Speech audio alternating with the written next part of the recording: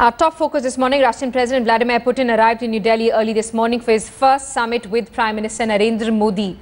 Putin had last visited India in December 2012 as part of the India-Russia annual meet. The Russian president's visit is being seen as an attempt by him to revive a historic friendship that has faded over the years, seeking to improve cooperation in energy, defense and nuclear power. Putin will be accompanied by businesspersons who will be holding talks with Indian corporate leaders. Reports say if everything goes according to plan, close to 20 agreements are likely to be inked between President Putin and Prime Minister Modi. Nuclear and defense cooperation talks are expected to top the agenda. The two sides will seek to move ahead with the long-delayed projects to develop a joint fifth-generation fighter jet and a multi-role transport aircraft, say sources. Bilateral talks will be held at the Hyderabad House in central Delhi, after which a joint agreement on future cooperation will be released, say officials. The timing of Putin's visit is crucial, coming as it does when Russia is at odds with the West over its military involvement in Ukraine and its economy is stalling in the face of tumbling oil prices. Will Prime Minister Modi and Russian President Vladimir Putin be able to revive the jaded India-Russia partnership, especially against the backdrop of the US warming up to India and the West isolating Putin following the Ukraine plane disaster? Here's an excerpt from To The Point with Karan Thapar. In the 60s, 70s and 80s, Russia was India's great support both vis-a-vis China and Pakistan. Today, Russia is opening up its own contacts to Islamabad, and vis-a-vis China, Russia is losing weight just as China is gaining muscle and strength.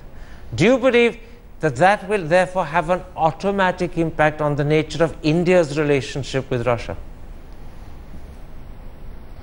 Well, it certainly will have an impact. It's a huge development. It shows, as I said before, it shows that we have to not only factor this in to our foreign policy, but we have work to do in trying to maintain a kind of balance in our foreign policy that does not ignore the signals that are coming from a country like Russia, which has been a traditional friend and is a major player in the world. Russia today is also significantly poised not just to boost its relationship with China, but also to increase its dependence on China. They've signed a $400 billion contract to supply gas over the next 30 years. They're a major arms supplier to China. And Russian banks have got a very substantial $4 to $5 billion line of credit from Chinese banks to import from China. Does this burgeoning relationship with China cause some concern to our relationship with Russia? I think what you touched on is one of the major structural changes that's going to affect India-Russia relationship.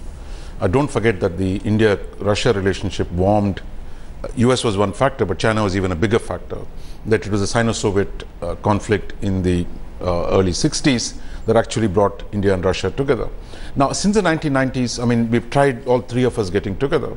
But today the fact is, India's relationship with China and Russia's relationship with China both have expanded, and India-Russia relationship has become somewhat of a weaker link.